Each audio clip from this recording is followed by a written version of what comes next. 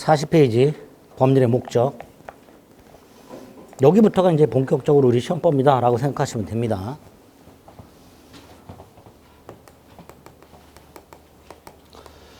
법률행위의 목적, 계약의 목적. 네, 계약의 목적. 법률의 내용이라고도 합니다. 당사자 의사라고도 하고요. 결과적으로 법률 효과를 말합니다. 내가 계약을 통해서 손에 넣고자 하는 것, 그게 법률의 목적이에요. 이거 아까 권리 변동이라고 그랬죠? 다 같은 말이라고 생각하시면 돼요.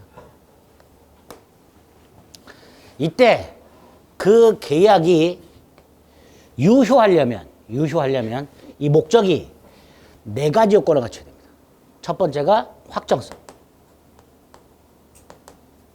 각과 을이 아파트 매매 계약을 할 때 이 아파트 매매 계약의 목적 중에 하나가 이 아파트 소유권이에요. 그렇죠? 을은 갑하고 아파트 매매 계약을 왜 해? 그 아파트 소유권을 취득하기 위해서 계약을 하는 거예요. 결국 아파트 소유권이 저 매매 계약의 목적의 하나가 되는 거예요.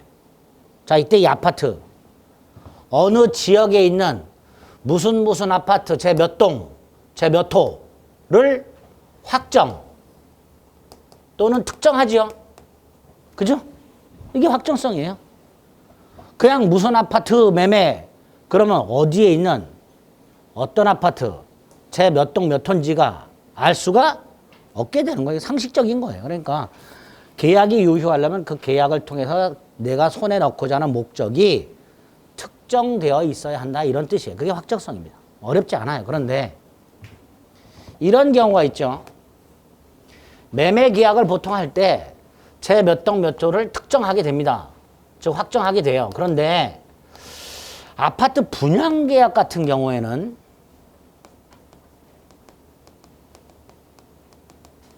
역시 법률 행위인데요. 그 분양 계약을 할 때 동 호수를 지정해서 분양하는 경우 있죠. 그죠? 제 몇 동, 제 몇 호.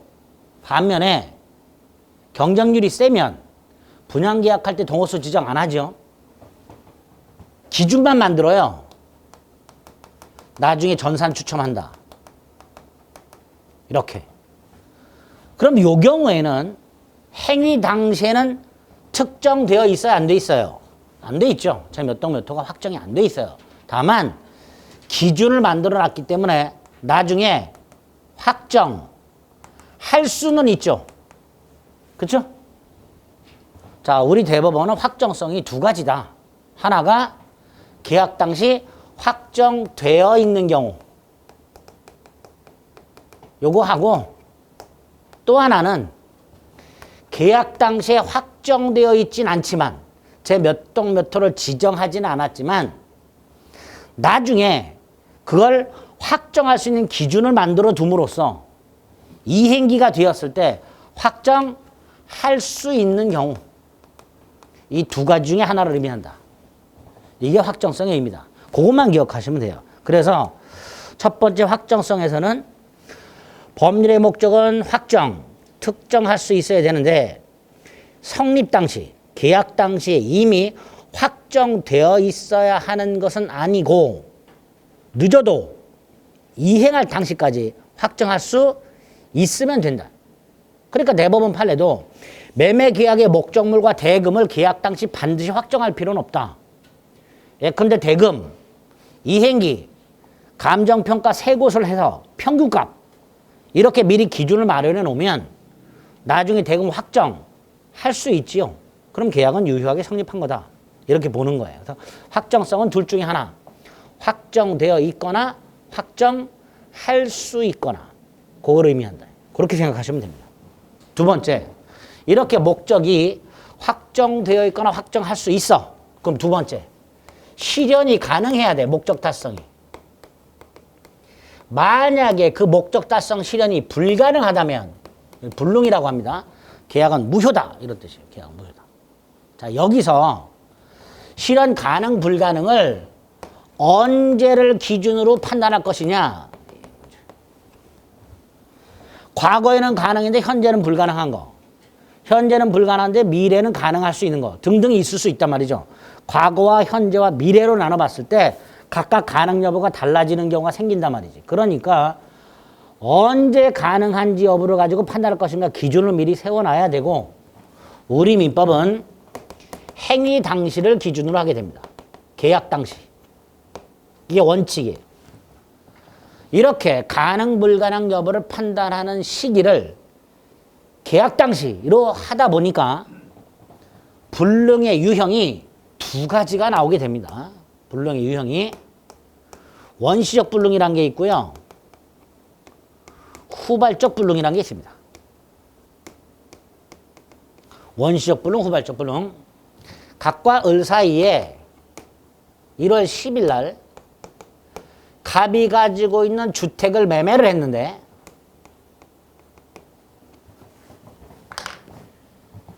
요 1월 10일이 행위 당시죠. 그죠? 날짜로 따지면 1월 10일이 계약 당시가 될 거예요. 그런데 이 주택이 1월 9일 날 멸실이 됐다면, 주택이 이미 1월 9일 날 멸실이 된 상태라면, 그걸 모르고 갖고 와서 1월 10일 날 계약을 했다면 1월 10일 계약 당시에 주택 소유권을 넘겨주는 계약의 목적 달성이 가능 불가능? 불가능하죠. 이렇게 계약 당시, 행위 당시 불가능한 걸 원시적 불능이라 합니다. 행위 당시 불가능하니까 계약은 무효가 될 거예요. 그죠? 행위 당시 불가능하니까. 반면에 후발적 불능은 계약 이후에 불가능해지는 거예요. 1월 15일 날 주택이 멸실이 됐다. 이 경우에는 계약 당시에는 주택이 멀쩡히 있었단 말이죠. 그러니까 계약 당시에는 갑이 을에게 소유권을 넘겨주는 게 가능했어요. 즉 행위 당시 가능이란 말이죠. 그렇죠? 그러니까 이건 무효가 아니게 되는 거예요. 유효가 되는 거예요. 중요합니다. 잘 구별하셔야 돼요. 계약 당시 불가능 무효, 계약 이후 불가능하다면 계약은 유효, 이렇게 됩니다. 자, 여기서 나중에 계약법을 가면요, 요 놈과 관련해서는 계약 체결상의 과실책임이라는 손해배상 책임이 하나 나옵니다. 계약법 가서 할 겁니다. 오늘은 계약 체결상의 과실책임이라는 손해배상 책임이 원시적 불능과 관련이 있다. 요렇게만 생각을 해두시면 돼요. 요렇게만. 반면에 이 후발적 불능, 후발적으로 불가능해졌다 하더라도 계약은 유효라 그랬어요. 계약이 유효하다는 건 양당사자에게 권리와 의무가 발생했다는 거예요. 의무를 기준으로 보면요, 갑은 주택 소유권을 넘겨줄 의무가 생겼고요. 을은 대금을 지급할 의무가 생긴 상태예요. 그게 유효라 이 뜻이에요. 계약이 유효하다는 건 계약 당사자에게 뭐가 생겼다? 권리와 의무가 생겼다는 거예요. 그러면 갑은 소유권을 넘겨줄 의무가 생겼고 을은 대금을 지급할 의무가 생겼는데 그 중에 갑의 의무가 후발적으로 불가능해졌죠. 그러니까 갑의 의무는 소멸을 해버려요. 주택이 멸실이 돼버렸으니까. 자, 이때 을의 의무를 어떻게 처리할 것인가의 문제가 남아요. 그렇죠? 갑이 주택 소유권을 넘겨줄 의무는 불가능해졌기 때문에 소멸하지만 을의 대금 지급 의무는 불가능하지 않아요. 그러니까 을의 대금 지급 의무는 그대로 남아있단 말이지. 갑은 소유권 안 넘겨줘. 넘겨줄 수가 없어. 근데 을은 대금을 지급해야 돼. 이런 문제가 남게 됩니다. 후발적 불능에서는. 그래서 그걸 처리하기 위해서 계약법에 가면 채무 불이행 책임 중 이행 불능이라는 게 하나 나오고요. 또 하나가 위험 부담이라는 제도가 나옵니다. 이걸 처리하기 위해서. 자, 노랗게 되어 있는 건 다 계약법 가서 할 거니까요. 오늘은 계약 체결상의 과실 책임은 원시적 불능하고 채무불이행 책임이나 위험 부담은 후발적 불능하고 연결이 된다. 이렇게만 확인을 해둡니다. 이렇게만. 그리고 나중에 계약법 가서 다시 봅니다. 자, 결론. 원시적 불능 무효, 후발적 불능 무효가 아니다. 이렇게 기억합니다. 두 번째, 불가능의 기준, 불가능의 정도, 보통 3단계가 있습니다. 하나가 절대적 불능이라고, 물리적 불능이 있어. 기르던 반려견이 죽었어요. 이미 죽은 반려견을 동물병원으로 데려가가지고 수의사 선생님한테 살려만 주세요. 살려만 주시면 1억을 드리겠습니다. 라고 계약을 했어. 돼요? 안 돼요? 이미 사망한 반려견을 살리는 건 절대적으로 불가능하죠. 100% 불가능해요. 이걸 절대적 불능, 물리적 불능 이렇게 부릅니다. 두 번째, 사회통념상 불능이라고. 사회통념은 쉽게 생각하세요. 상식.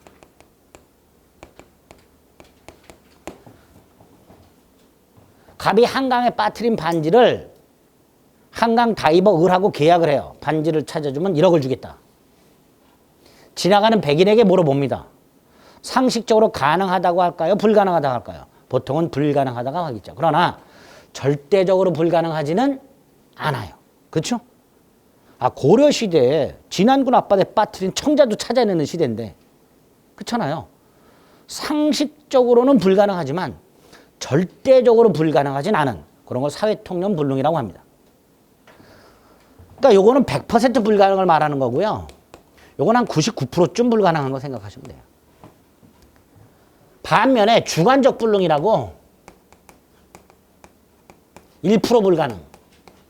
즉 남들은 다 된다고 생각하는데 나만 안 된다고 생각하는 거.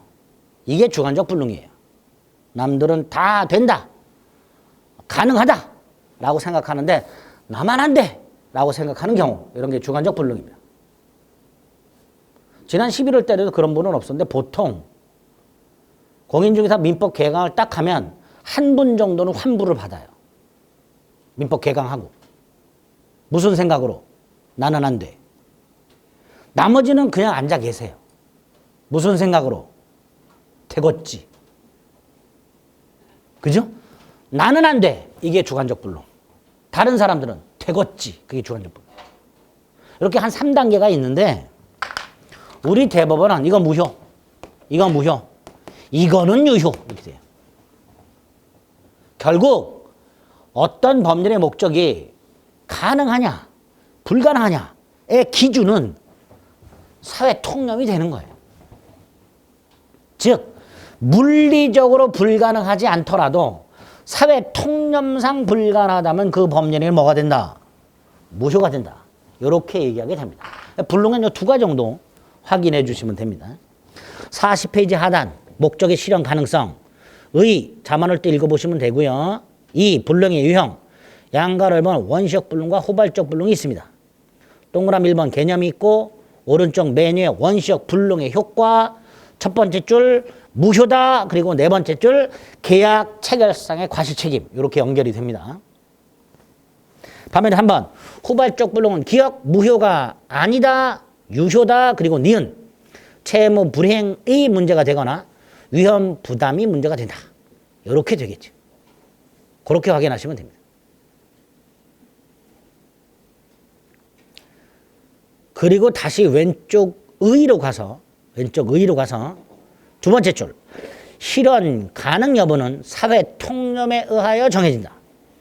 예를 들어 죽은 사람을 다시 살리는 계약처럼 절대적으로 불가능한 것은 물론이고 비록 물리적으로는 가능하더라도 상식적으로 불가능한 경우도 무효가 된다. 결국 가능 불가능을 판단하는 기준은 뭐가 된다? 사회 통념 이렇게 된다. 상식이 기준이 된다. 상식. 그렇게 기억하시면 됩니다. 이게 두 번째 요건이에요. 자, 세 번째 확정되어 있고 가능하더라도 세 번째 그 목적이 적법해야 돼. 적법. 적법이란 건 목적이 법을 위반하지 않는 것을 말합니다. 법을 위반하지 않는 것. 어떤 목적이 법에서 하지 마라. 이걸 지켜야 되는 거예요. 하지 마라고 한 걸 했다. 무효가 되는 거예요. 자, 이때 이 법이요. 두 종류가 있다. 강행법규 강행규정과 임의법규 임의규정이 있다. 강행법규, 강행규정은 사회 질서를 유지하기 위한 법입니다. 사회 질서.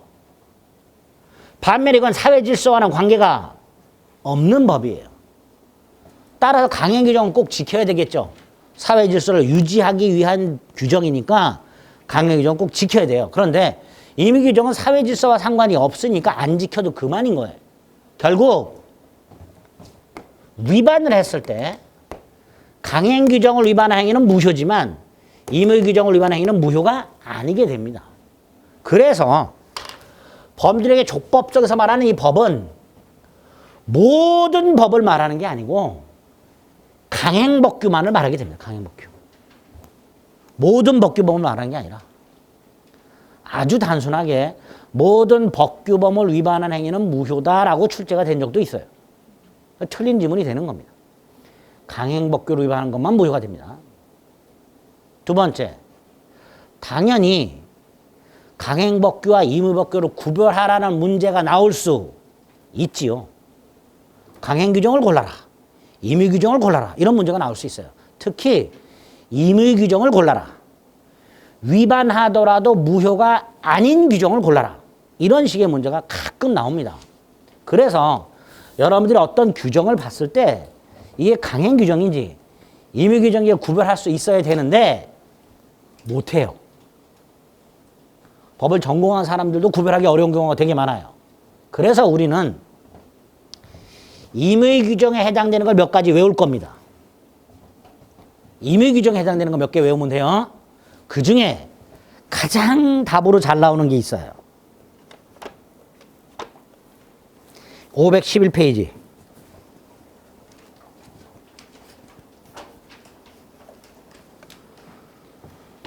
(511페이지에) 가면 동그라미 3번에 비용상환 청구권이라고 되어 있습니다. 626조 비용상환 청구권. 갑과 을이 갑소유 주택을 임대차합니다. 그런데 보일러가 고장났어요. 이렇게 임대차 목적물에 하자가 생기면 집주인이, 임대인이 자기 돈으로 고쳐줘야 돼요.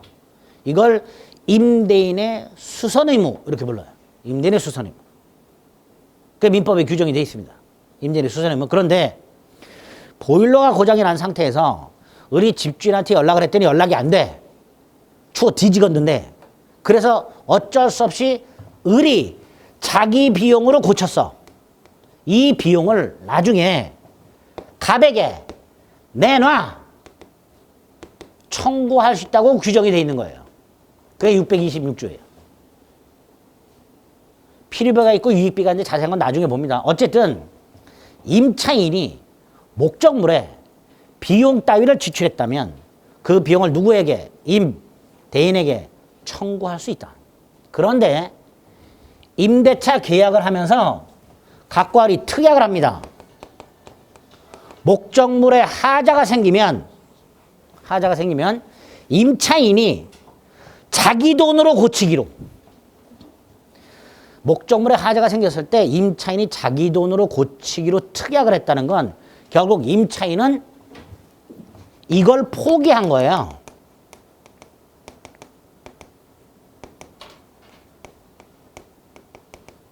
그죠? 포기한 거예요. 그런데 법에서는 분명히 청구할 수 있다라고 되어 있어요. 근데 그걸 포기했어. 포기한 거니까 이 규정을 위반한 거예요. 그죠? 자, 이게 강행 규정이라면 이 특약은 무효가 될 거예요. 근데 우리 대법원 유효라고 합니다. 그 근거가 뭐냐? 임의 규정이래요.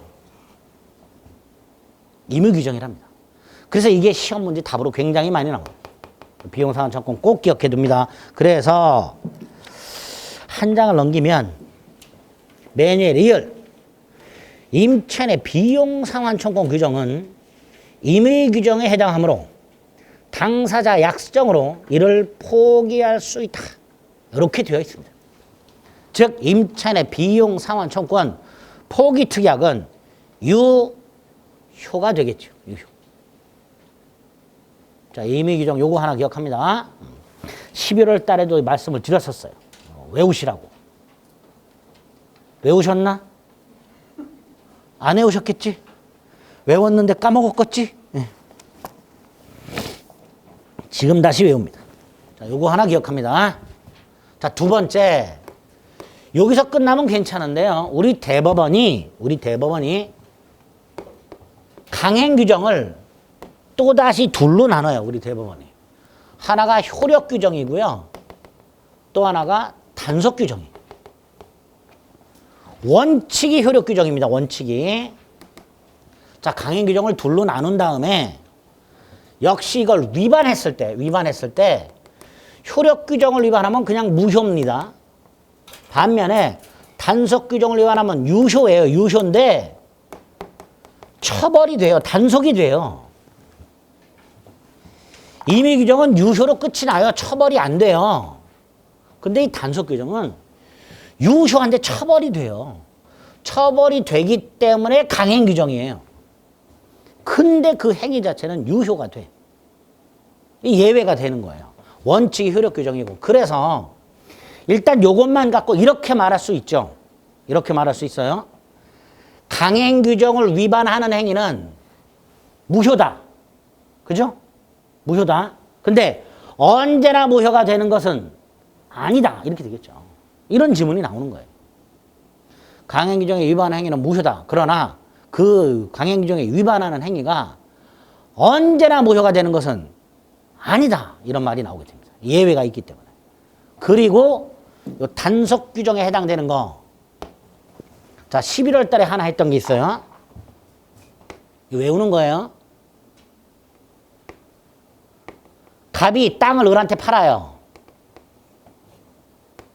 이 땅을 을이 되팔아요. 이걸 전매라고 합니다. 해보신 분 있을 거예요. 분양권 전매 같은 거. 뭘 사가지고 되파는 걸 전매라고 해요. 그런데 부동산의 경우에는요. 세금 때문에 등기를 이렇게 순차 넘겨주도록 하고 있어요.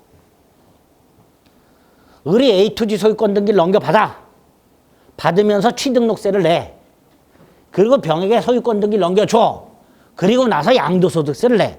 이렇게 세금 때문에 부동산이 갑에서 을로, 을에서 병으로 순차 매각이 된 경우 등기를 반드시 갑에서 을로, 을에서 병으로 순차 넘겨주도록 하고 있어요. 그게 부동산 등기 특별조치법의 내용입니다.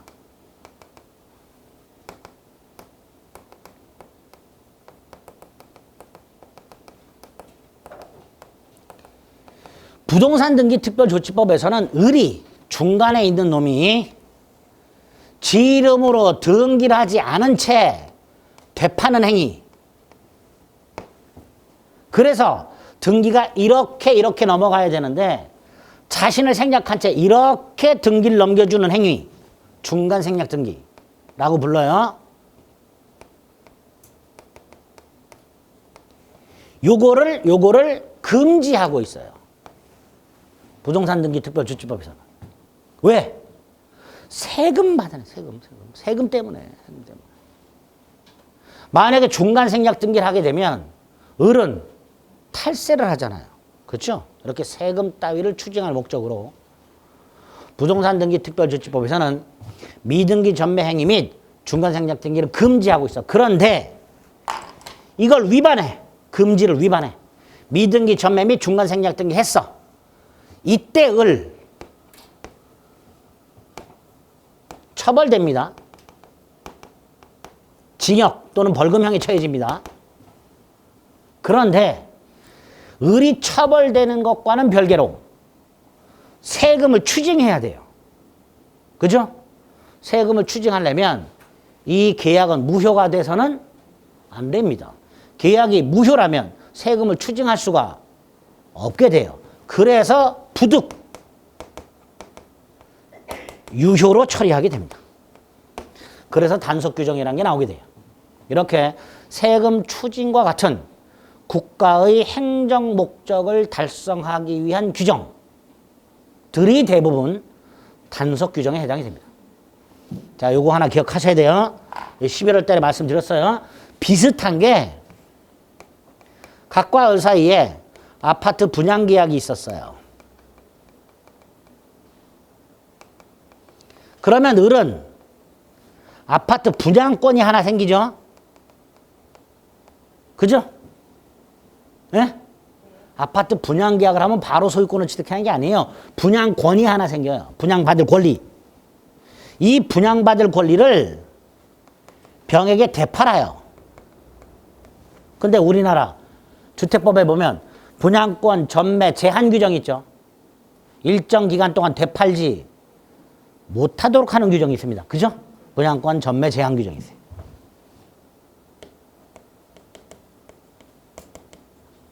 이걸 위반해. 주택법에 있는 분양권 전매 제한 규정을 위반하여 분양권을 전매한 경우 이때의 제한 규정이 효력 규정이라면 이 분양권 전매는 무효가 됩니다. 그렇죠? 근데 우리 대법원 유효다 이 자체는. 단속되고 처벌이 될 뿐이다. 그래서 분양권 전매 제한 규정도 뭐가 된다? 단속 규정이 된다. 두 가지. 단속 규정을 기억합니다. 적법성에는 오늘 이 두 가지 구별할 수 있으면 돼요. 41페이지 하단 목적의 적법성의 의. 네 줄 읽어보시면 되고요. 한 장을 넘깁니다. 강행법규가 있습니다. 다시 나눴어요. 효력 규정과 단속 규정으로 나눴습니다.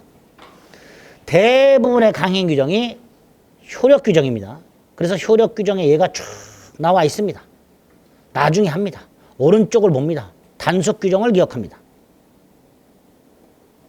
단속 규정이란 국가가 일정한 행위를 단속할 목적으로 세금 따위를 포탈하는 걸 단속할 목적으로 그걸 금지하거나 제한하는 규정을 말한다. 이걸 위반하게 되면 처벌은 받지만 그 행위 자체의 효과에는 영향을 미치지 않는다. 동그라미 2번 첫 번째 줄 끝에 미등기 전매 행위, 주택법의 전매 행위 제한 규정 등 이런 것들이 단속 규정에 해당이 됩니다. 위반하더라도 무효가 아니다라고 돼 있습니다. 근데 그 밑에 판례가 최근에 나온 건데요. 여러분들 나중에 이건 이제 민법에서 나오기보다는 2차 과목 공인중개사법에서 나올 수 있는 판례인데요. 공인중개사법에 보면 공인중개사는 직접 거래가 금지돼 있죠. 갑이 공인중개사가 팔아달라고 부탁한 물건을 공인중개사가 직접 사는 경우 이런 걸 금지하고 있습니다. 이거를 단속 규정이다 라고 본 판례가 나와요. 그게 하나 있습니다. 나중에 하겠습니다. 오늘은 두 가지를 기억합니다. 이미 출제가 됐고 답으로 나왔던 것들. 여기까지가 적법성이다 라고 생각하시면 돼요. 자, 이렇게 법률의 목적이 네 가지를 갖춰야 되는데 그중에 세 가지. 확정성, 가능성, 적법성까지 본 거예요. 자, 제일 중요한 게 네 번째예요. 법률의 목적이 확정이 되어 있고 계약 당시 실현이 가능하며 법을 위반하지 않았다 하더라도 사회 질서를 위반하면 안 돼요. 그걸 사회적 타당성이라고 합니다.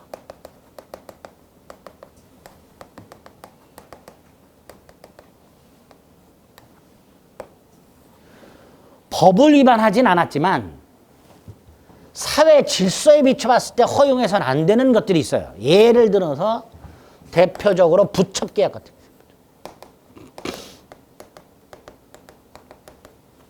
살인 청부계약 같은 것들이 있어요.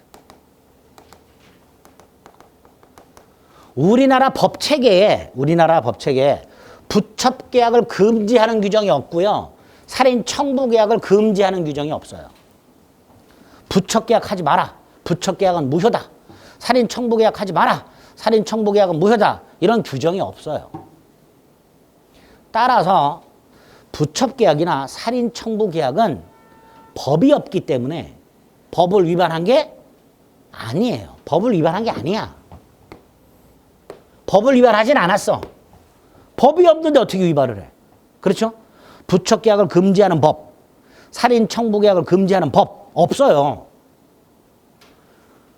요 경우에 살인을 청부한 요 놈을 살인교사죄로, 죽인 요 놈을 살인죄로 처벌하는 규정은 있어요.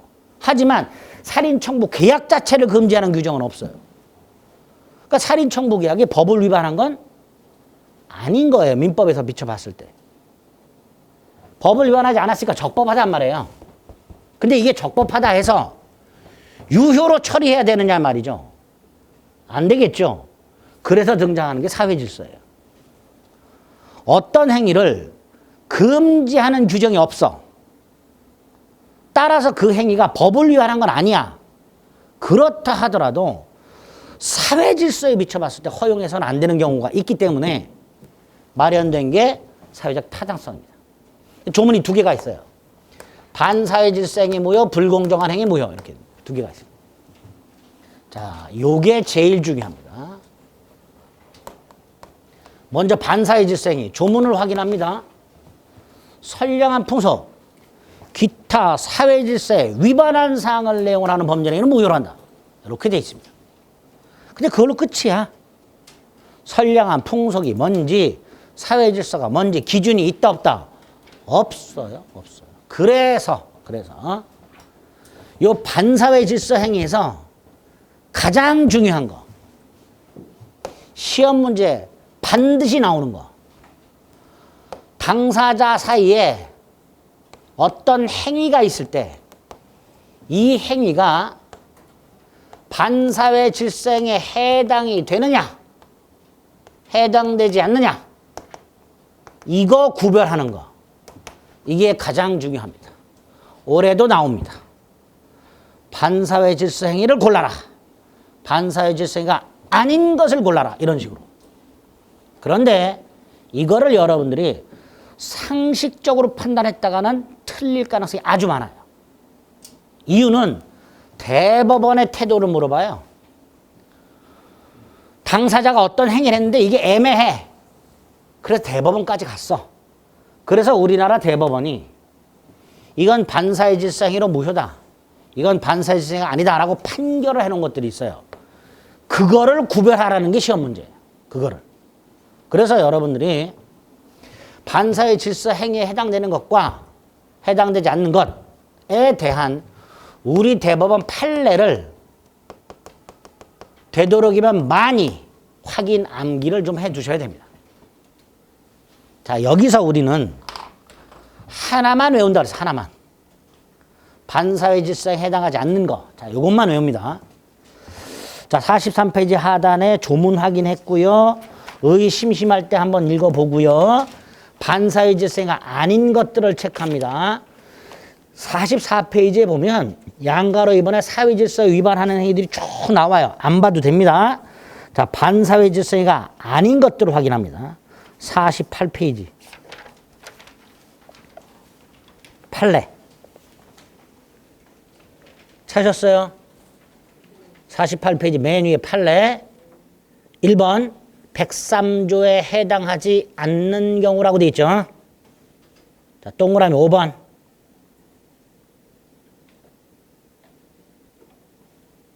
별 표시 한 10,000개쯤 해야 되죠. 자, 동그라미 5번. 갑이 땅이 하나 있는데요. 채권자한테 돈을 안 갚으니까 채권자가 이걸 경매를 넣으려고 해요. 그래서 안 되겠다. 갑이 재산을 빼돌려. 친구 을과 짜고 가짜로 매매를 하거나 가짜로 근저당권 따위를 설정해줘. 이런 식으로 돈을 갚지 않은 채무자가 채권자의 경매를 회피할 목적으로 친구 을하고 짜고 허위로 매매 계약을 하거나 허위로 저당권 따위를 설정해 주거나 가짜 매매를 하거나 가짜 저당권을 설정해 주거나 이런 행위가 반사회 질서 행위냐에 문제가 있는데 요거는 나중에 볼 겁니다. 108조 허위 표시로 무효가 됩니다. 108조가 따로 있어요. 허위 표시로 무효. 반드시 기억해야 됩니다. 조문이 따로 있어요. 요거는. 허위 표시로 무효라고. 동그라미 5번 암기해야 됩니다. 반드시. 그 다음에 다시 44페이지로 갑니다. 44페이지 맨 위로 올라가면 법률행위 성립 과정에 강박이라는 불법적 방법이 사용된 것에 불과하다 이렇게 돼 있죠. 거기서 법률행위가 증여입니다. 증여. 뭐라고요? 증여. 증여. 증여가 뭐예요? 그냥 주는 거. 그냥 공짜로 주는 거. 그게 증여예요. 갑이 을로부터 강력한 협박을 당해서 재산을 증여를 합니다. 쉽게 말하면 삥 뜯긴 거예요. 협박당해서 삥 뜯긴 거야. 자, 이때 이 강박은 불법적 방법이에요. 그렇죠? 을의 입장에서 보면 정상적으로 돈 주고 산 게 아니야. 뺏은 거예요. 협박해가지고. 자, 이게 반사회 질서 행위냐? 강박을 해서 재산을 강제로 이게 반사회 질서 행위냐? 아니다. 왜 아니냐? 110조. 사기 강박에 의한 의사표시로 취소할 수 있도록 해놨어요. 따라서 이것도 반사회 질서 행위가 아니다라는 게 판례입니다. 이 두 개 아주 잘 나와요. 아주. 앞으로 징글징글하게 보실 거예요. 기출문제를 보다 보면. 반사회 질서 행위 아닌 거. 자, 11월 달에 이 두 가지 외웠습니다. 조금 더 추가합니다. 48페이지로 다시 갑니다.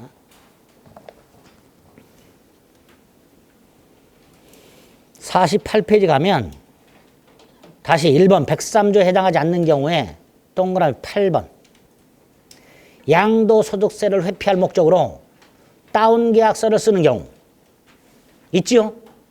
1억에 매매하면서 계약서에는 7천만 원으로 우리가 흔히 말하는 다운계약서죠. 그죠? 이거 무효 아닙니다.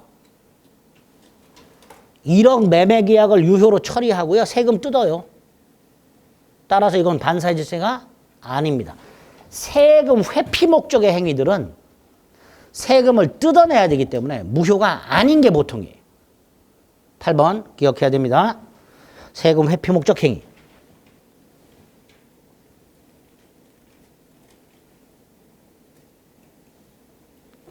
그 다음에 동그라미 1번 전통사찰. 예컨대 조계사. 전통사찰이죠. 이런 전통사찰의 주지직을 거액을 주고 사고 팔아. 이건 반사회 질서행위입니다. 전통사찰 주지직을 돈 주고 사고 팔면 안 돼요. 근데 만약에 전통사찰 주지직을 돈 주고 사고 팔았다. 이거 반사회 질서행위입니다. 그런데 이 전통사찰 주지직을 돈 주고 산 사람을 그 종단에서 주지로 임명하는 행위. 이건 반사회 질서가 아니다가 판례입니다. 이 동그라미 1번. 과거에 자주 나왔던 거예요.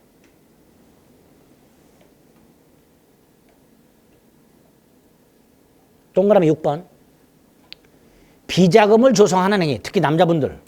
양복 호주머니 같은 데 돈 비자금 조성해 놓죠. 자, 비자금을 조성하는 행위는 반사회 질서 행위입니다.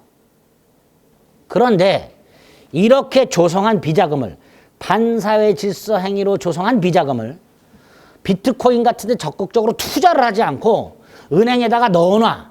이걸 소극적 임치라고 합니다.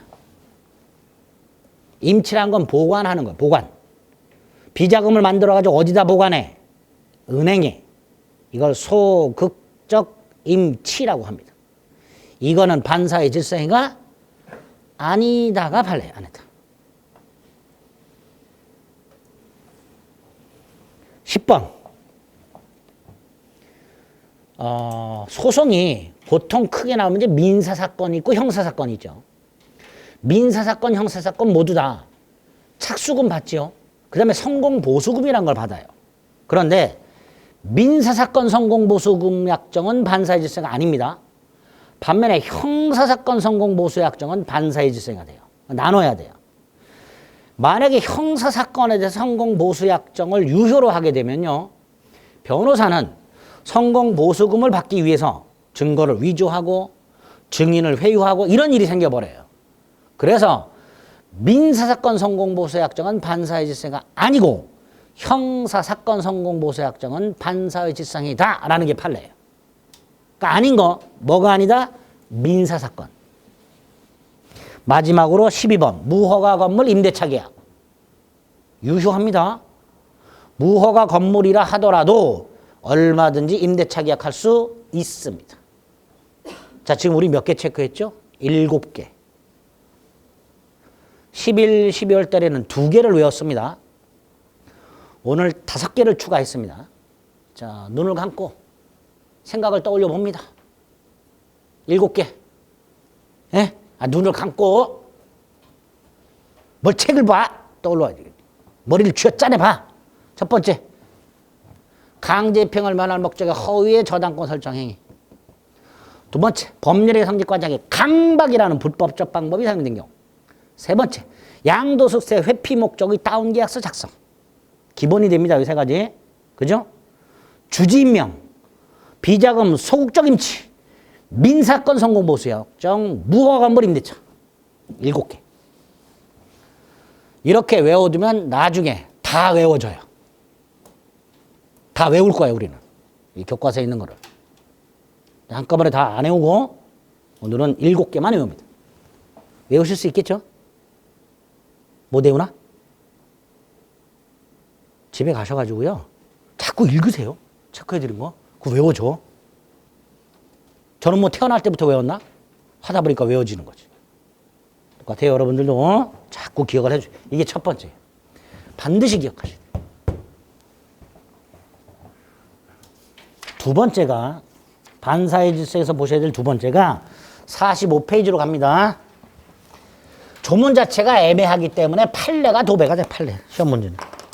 첫 번째가 이거고요.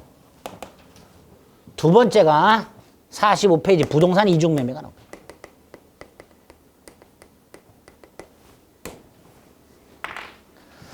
자, 부동산 이중 매매란 갑이 예를 들어서 자신이 갖고 있던 땅을 을하고 매매를 해요. 1억에. 그런데 며칠 있다가 2억을 주겠다는 놈이 나타나니까 또 매매 계약을 해. 이렇게 하나의 부동산을 2인 이상에게 매각하는 행위. 이걸 부동산 이중매매라고 합니다. 자, 여기서 원칙. 머릿속으로 기억하세요. 먼저 계약을 했다 해서 우선권이 있는 거 아니고요. 우리는 보통 먼저 계약했으니까 우선권이 있는 거 아니냐 라고 생각하는데 법은 아닙니다. 먼저 계약했다 해서 우선권이 있는 거 아니고요. 더 주기로 해서 우선권이 있는 거 아닙니다. 즉 제1매매, 제2매매 각 매매 계약은 유효하고요. 이게 원칙입니다. 각 매매 계약은 유효하고요. 각 매수인은 평등합니다. 이게 대원칙입니다. 제1매매 유효, 제2매매 유효. 을과 병은 평등. 을에게 병에게 우선권 없음. 이게 원칙이에요. 이유는 채권자들이기 때문에 그렇습니다. 나중에 밝혀집니다. 어쨌든 이거 머릿속에 넣으셔야 돼. 각 매매 유효, 각 매수인 평등. 따라서 먼저 등기를 넘겨받은 자가 소유권을 취득하게 됩니다. 이게 대원칙이에요. 먼저 등기 넘겨받은 자가 소유권 취득한다. 자, 그러면 갑의 입장에서 누구한테 등기를 넘겨줄까요? 여러분이 갑이라면 누구한테 등기를 넘겨줄까요? 병에게 넘겨주겠죠? 2억을 준다 그랬으니까. 아닌가? 얘한테 줄까? 얘한테 주겠죠. 얘가 소유권 취득해요.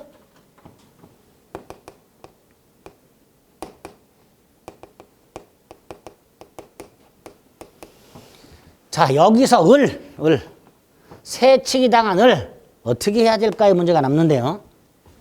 을은요, 일단 병한테 찾아가서 왜 세칙이 했냐고 따지지 못합니다.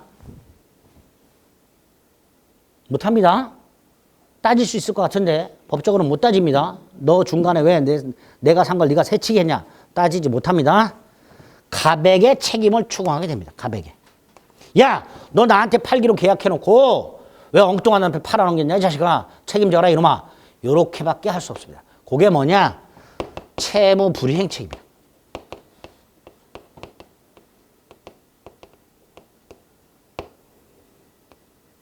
제1매수인은 매도인에게 채무 불이행 책임을 추궁하게 되는데요. 이 채무 불이행 책임의 내용이 대표적인 게 2개예요. 하나가 을은 각과의 계약을 해. 제를 해버립니다. 을은 갑과의 계약을 없었던 걸로 돌려버려요. 해제라고 합니다. 그리고 갑에게 따로 손해, 배상을 청구하게 됩니다. 이렇게 처리하는 게 원칙입니다. 부동산을 2중으로 매매했든 3중으로 매매했든 상관없이 첫째, 먼저 등기한 자가 소유권을 취득. 두 번째, 소유권을 취득하지 못한 매수인은 매도인에게만 채무 불이행 책임을 추궁. 이게 대원칙. 일단 원칙이 머릿속에 있어야 됩니다. 두 번째, 예외. 우리 대법원에 의하면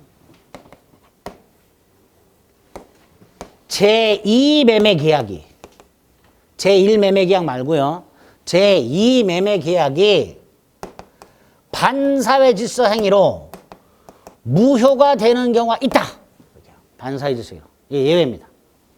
자, 여기서 제2 매매 계약이 반사회 질서 행위로 무효가 되기 위한 요건과 그 효과. 요게 시험 문제 집중해서 나옵니다. 제2 매매가 반사회 질서 행위가 되기 위한 요건과 그 효과. 자, 요건. 첫째, 매도인이 제1 매수인에 대하여 배신 행위를 해야 됩니다. 이걸 배임 행위라고 하는데요. 매도인의 배임 행위가 성립을 하려면 우리 대법원이 이렇게 말을 해요. 매도인이 제1 매수인으로부터 계약금만 받은 상태에서, 뭐만 받은 상태? 계약금만 받은 상태에서 병한테 팔았다. 이건 배임 행위가 아니라고 합니다. 이유는 우리 민법상 계약금만 받은 상태에서는 계약금의 100을 돌려주고 계약을 적법하게 해제할 수 있도록 해놨어요. 그러니까 갑이 을로부터 계약금만 받은 상태에서는 2배를 주겠다는 병이 나타나면 을한테 계약금 2배 돌려주고 병한테 2배 갖고 팔면 돼요. 그래도 이익이 되는 거야. 그래서 배임 행위가 되려면 적어도 중도금 수령 이후 팔아넘겼을 때 배임 행위가 됩니다. 이게 첫 번째 요건이에요. 배임 행위. 두 번째가 이 매도인의 제1 매수인에 대한 배임 행위에 제2 매수인이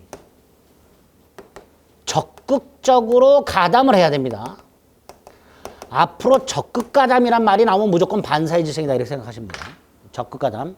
자, 이때 이 적극가담이 세 가지를 의미하게 됩니다. 하나는 병이 갑한테 가서 땅 팔아라.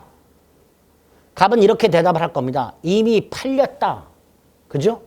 그러면 병은요, 이 땅이 이미 팔렸다는 사실을 알아요.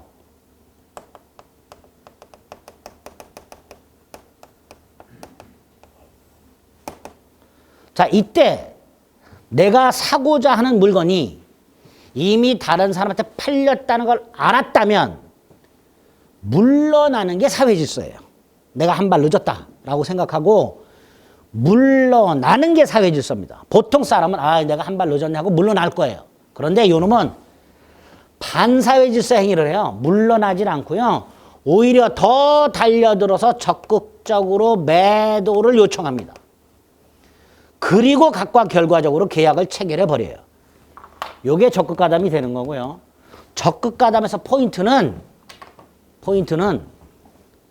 알면서 물러나기는커녕 오히려 더 달려드는 경우, 요게 적극가담의 포인트가 되는 거예요. 요 요건을 갖추게 되면 반사회 질서가 됩니다. 자, 이렇게 매도인의 배임 행위와 제2 매수인의 적극가담 행위가 있다면 제2 매매 계약은 무효가 된다 그랬죠. 그 결과 병에게 이전된 등기도 무효가 됩니다. A토지 등기부라는 걸 떼보면요, 소유권자가 병이라고 등기가 되어 있어요. 하지만 그 등기가 무효야. 등기가 무효라는 건 병은 소유권을 취득하지 못한다라는 뜻이에요. 등기부에는 병이 소유권자로 등기는 되어 있지만 병원 소유권자가 아니다라는 뜻이에요. 아니다. 그게 등기가 무효의 뜻이에요. 그러니까 만약에 병이 자기의 이름으로 등기가 되어 있는 걸 기회로 이 땅을 정에게 팔았을 때 이 정은 설령 병이 소유자라고 철석같이 믿었다 하더라도 소유권을 취득할 수가 없게 됩니다. 잘 보세요. 병이 정에게 팔아요. 이때 정은요. 매매를 통해서 권리 취득하는 거니까 승계 취득이 될 거예요. 그렇죠? 승계 취득이란 건 권리자로부터 권리를 승계받는 거라 그랬어요. 그런데 얘는 권리자다 아니다. 아니에요. 아니니까 얘는 권리를 승계받을 수가 없게 됩니다. 설령 이 정이 병등기가 무효라는 사실을 몰랐다. 모르는 걸 선이라고 합니다. 알았다. 악의라고 합니다. 이거 따지지 않아요. 병등기가 무효라는 사실, 그래서 병이 소유자가 아니라는 사실을 몰랐든 알았든 묻지 않고 정은 소유권을 취득할 수가 없게 됩니다. 여기에서 끝나세요. 저한테 오셨고 그럼 정은 어떻게 하나요? 묻지 마세요. 여기서 끝나세요. 정은 소유권을 취득할 수 없다. 여기서 딱 끝나세요. 아시겠죠? 또 하나. 을이 요 A 토지 소유권을 취득해야 되는데요. 지금 A 토지가 등기부를 보면요. 소유권자가 갑에서 병으로 이전이 되어 있는 상태예요. 이렇게. 그렇죠? 등기부를 떼보면 소유권자가 갑에서 소유권자가 을로 이전 등기가 되어 있는 상태예요. 이때 을이 소유권을 취득하려면 갑으로부터 등기가 이전돼야 돼요. 갑으로부터. 그러니까 이거를 삭제해야 돼요. 병등기를 삭제를 해야 돼요. 병으로부터 등기를 넘겨받아서는 안 돼요. 이렇게. 을은 병하고 계약을 한 적이 없기 때문에. 그렇죠? 그러니까 을이 소유권을 취득하려면 갑으로부터 등기를 넘겨받아야 되고, 갑으로부터 등기를 넘겨받으려면 병등기를 말소를 먼저 해야 돼요. 이거를 삭제를 하고 이렇게 등기를 넘겨받아야 돼요. 자, 이때 이걸 말소시키는 방법. 갑이 병에게 직접 말소하라. 못합니다. 직접 말소하라 청구를 못합니다. 을도 병에게 직접 말소하라 청구 못합니다. 자, 머리에 박으세요. 갑도 을도 병한테 가서 다이렉트로 말소하라 이렇게 청구 못합니다. 그럼 어떻게 해야 될까? 을이 갑을 대신해서 말소를 청구할 수 있을 뿐이다 라는 게 판례입니다. 요 대위란 말은 대신한다 이런 뜻이에요. 요게 우리 민법상 채권자 대위라는 거예요. 채권자 대위. 근데 이게 우리 시험법이가 아니야. 채권자 대위라는 게. 그래서 결론만 기억하시면 돼요. 결론만. 두 가지. 제2 매매가 반사회 질서 행위로 무효가 되었을 때의 결과. 두 가지. 제2 매수인과 거래한 전득자는 선악불문하고 소유권을 취득할 수 없다라는 거 하나 하고요. 두 번째, 제2 매수인 등기를 말소시키는 방법. 갑이 직접, 을이 직접 안 되고 갑이 누구를 대신해서, 갑을 대신해서 말소를 청구할 수 있을 뿐이다. 이렇게 합니다. 특히 여기 갑을 대위해서 말소를 청구한다는 게 무슨 뜻일까를 생각하시면 안 돼요. 그건 우리 시험법이 아니야. 궁금하시면 와. 채권자 대위부터 말씀을 드릴 테니까. 머리는 깨져. 기억해라. 요 두 가지를 오늘 기억합니다. 지난번엔 요건까지만 말씀드렸어요. 효과 두 개까지 머릿속에 넣습니다. 그래서 원칙과 예외로 나누시고, 예외는 요건과 효과로 나눠서 요건 두 개, 효과 두 개. 딱 요렇게만 오늘 기억을 합니다. 이게 이주매매예요. 45페이지. 부동산 이주매매 문제. 원칙이 있죠? 근데 2번 무효가 되는 경우가 있지요? 동그라미 1, 2, 3까지. 1, 2, 3. 그리고 3번에 동그라미 1. 여기까지. 나머지는 또 나중에. 원칙. 그 다음에 2번 무효가 되는 경우 1, 2, 3. 그리고 3번에 이중매매가 무효인 경우 제1매매의 권리. 동그라미 1. 여기까지. 이중매매를 기억해 주시면 됩니다. 됐죠? 이게 반사의 질서에서 보셔야 될 두 번째. 자, 세 번째가 46페이지로 갑니다. 46페이지 가면 동기의 불법이라는 게 하나 나와 있어요. 동기의 불법. 동기가 뭐냐? 계약을 하는 이유. 이게 동기입니다. 내가 편의점 가서 생수를 사는 이유. 이게 동기가 되는 거예요. 내가 어떤 물건을 사는 이유. 이게 동기예요. 그런데 여러분들 계약을 하시면서 내가 이 계약을 하는 이유를 밝혀보신 적 있어요? 마트 가서 물건 하나하나 사면서 이 물건을 사는 이유는 이거고요. 이 물건은 이것 때문에 사는 거고요. 밝혀보신 적 있어요? 없어요? 없지. 결국 민법에서 동기는 의미가 없어요. 따지지도 않아. 그 동기가 불법해.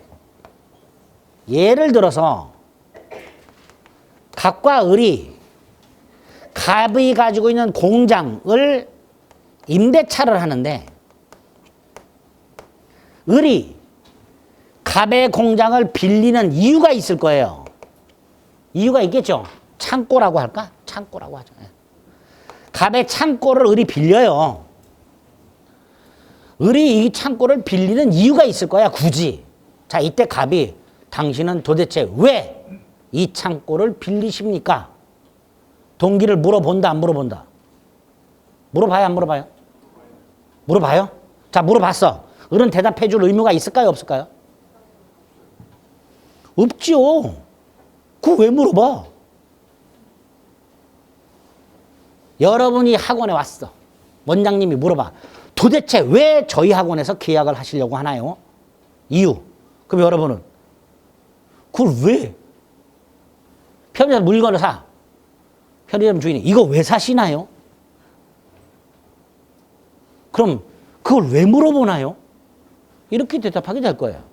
다시 한번 동기는 물어볼 필요도 없는 거고 대답할 필요도 없는 거예요. 그런데 얘가 이 창고를 빌리는 이유가 있었어. 어떤 이유에서 빌리냐?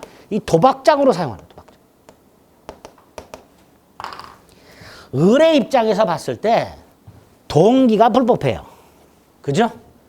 이 계약이 반사의 질서 행위냐의 문제가 생기는 거예요. 동기가 반사의 질서적인 행위가 103조에 해당되는가의 문제가 생깁니다. 그런데 다시 한번 갑의 입장에서는 을이 창고를 뭐로 쓰든 상관할 바가 아니죠. 그렇죠? 또 을이 도박장으로 사용하려는 거 갑이 알 리도 없어요. 따라서 동기가 불법한 행위는 원칙이 유효한 거예요. 반사의 질서가 아닌 거예요. 그런데 만약에 을의 동기가 도박장으로 사용하고자 하는 이 불법한 동기가 갑에게 표시가 됐거나 갑이 알게 된 경우, 보통 갑은 모르고 빌려줄 거예요. 그렇죠? 그런데 만약에 갑이 알게 됐어. 저 자식이 내 창고를 빌려갖고 도박장으로 쓰려고 한다는 걸 갑이 알게 됐어. 이때는 갑은 빌려주면 돼요, 안 돼요? 사회 질서상 안 되잖아. 갑이 알면서도 빌려준다는 건 갑은 을의 범죄 행위에 가담하는 거예요. 그러니까 불법한 동기가 상대방한테 표시가 되거나 알려졌다면 갑은 계약을 하면 안 되는 거야. 그런데 했어. 그러니까 반사의 질서가 되는 거예요. 이렇게. 그래서 우리 대법원이 이렇게 얘기를 합니다. 반사회 질서 행위에는 그 법률행위의 동기가 불법하고 그 불법한 동기가 표시되거나 알려진 경우를 포함한다. 이렇게 말을 해요. 불법한 동기가 표시가 되거나 알려진 경우에는 반사회 질서 행위가 된다. 이거 쉬운 표현이에요. 조금 어려우면 바꿔요. 반사회 질서 행위에는 표시되거나 알려진 동기가 불법한 경우를 포함한다. 같은 말이죠. 같은 말인데 두 번째 말이 훨씬 더 어려워요. 판례가 그렇게 어렵게 표현을 합니다. 읽어볼게요. 니은. 판례는 동기가 표시된 경우뿐만 아니라 알려진 경우에도 그 동기가 반사회 질서적인 경우에는 무효가 된다. 이렇게 돼 있죠. 우리 교재는 쉬운 표현으로 써놓은 거예요. 근데 원래 판례는 반사회 질서 행위에는 표시되거나 알려진 동기가 불법한 경우를 포함한다. 이렇게 보통 판례가 말을 하고 있습니다. 그거 기억하시면 됩니다. 동기불법을 이렇게 처리하고 있다는 것 확인하시면 되겠습니다. 그래서 일단 반사회 질서에서 이렇게 세 덩어리를 정리해 주세요. 세 덩어리. 그 중에서 요거 반사회 질서행위인가 아닌가 외우는 거예요. 제일 중요하고 부정한 이중매매 원칙과 예외로 사례 형태로 대비해 두는 거 두 가지가 제일 중요합니다. 그리고 나서 47페이지를 가면 반사회 질서행위 효과가 나와요. 나중에 하겠습니다. 이렇게 반사회 질서행위는 세 덩어리를 요번에 정리합니다. 이번 설. 됐죠? 중요해요. 양이 많잖아 벌써. 나올 만한 게 우글우글해요. 반사회 질서행위. 자, 어쨌든 범죄의 목적 네 가지 중에서 마지막 거 사회적 타당성과 관련해서 반사회 질서 행위가 어떤 건지 여기서 어떤 게 출제가 되는지를 말씀을 드렸습니다. 이거 하나 남았어요. 이거는 잠시 쉬었다가 보겠습니다.